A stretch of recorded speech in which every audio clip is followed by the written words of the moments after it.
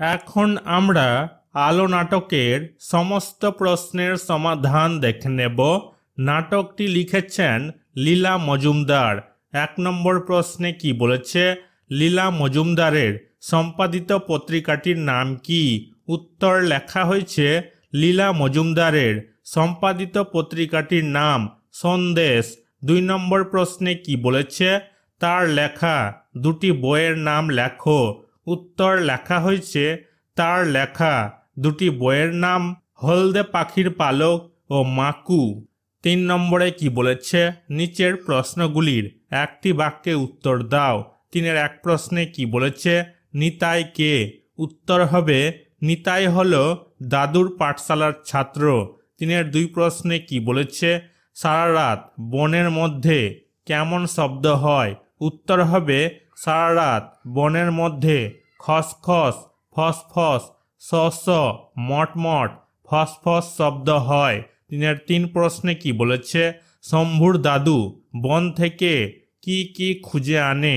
উত্তর লেখা হয়েছে শম্ভুর দাদু বন থেকে গাছপালা, ওষুধ, আঠা, মধু প্রভৃতি খুঁজে নিয়ে আসে। 3-এর 4 প্রশ্নে কি বলেছে?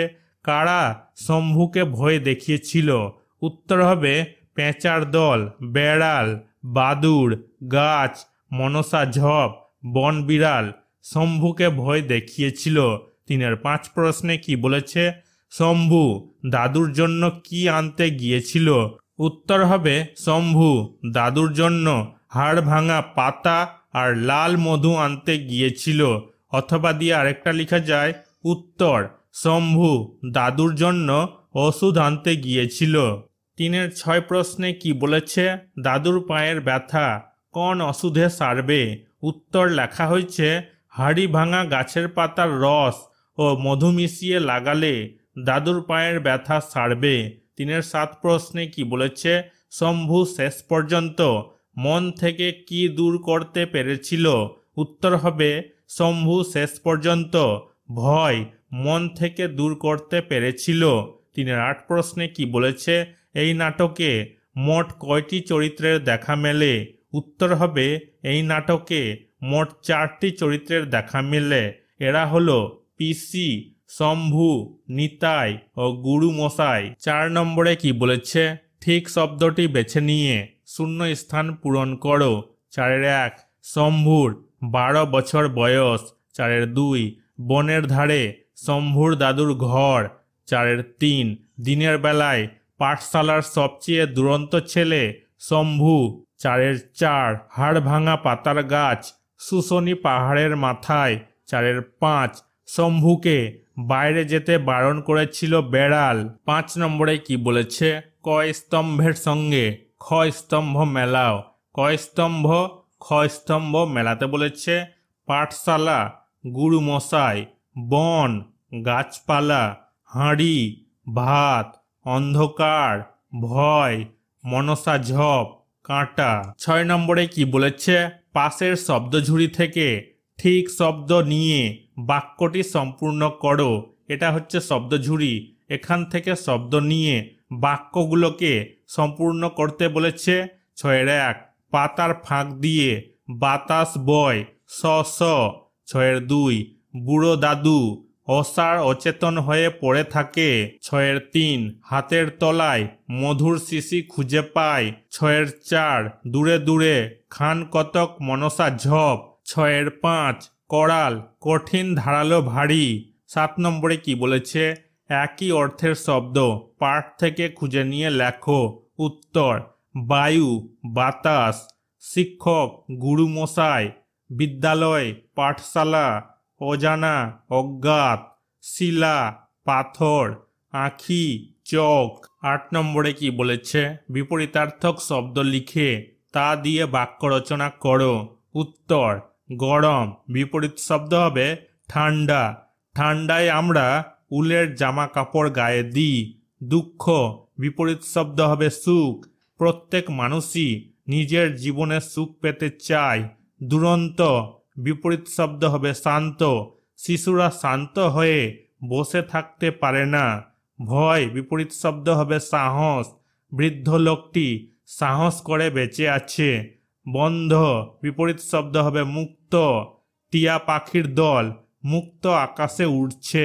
10 নম্বরে কি বলেছে, পাঠ থেকে ধনাত্মক শব্দগুলি খুঁজে নিয়ে তার একটি তালিকা তৈরি করো।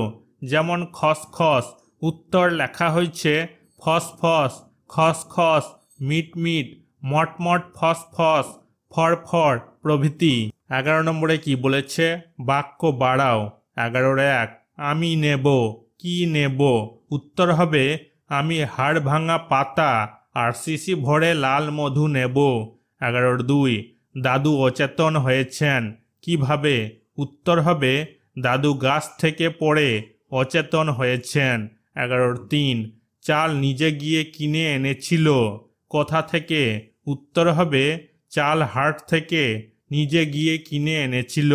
11-4 নাকে গন্ধ আসছে, কেমন গন্ধ? উত্তর হবে নাকে সদা গন্ধ আসছে। 11-5 বন বেড়ালের দল মনসা ঝোপের আড়াল দিয়ে ফিরে যায়, কোথায়? উত্তর হবে বন বেড়ালের দল মনসা ঝোপের আড়াল দিয়ে আস্তানায় ফিরে যায়। 12 নম্বরে কি বলেছে, নিচের বাক্যগুলির মধ্যে থেকে কর্তা, কর্ম ও ক্রিয়াপদগুলি খুঁজে বের করো। উত্তর 12 নম্বরের 12-1 উত্তর হবে কর্তা হয়ে যাবে আমি, কর্ম হবে ওষুধ, ক্রিয়া হবে বলে দিচ্ছি।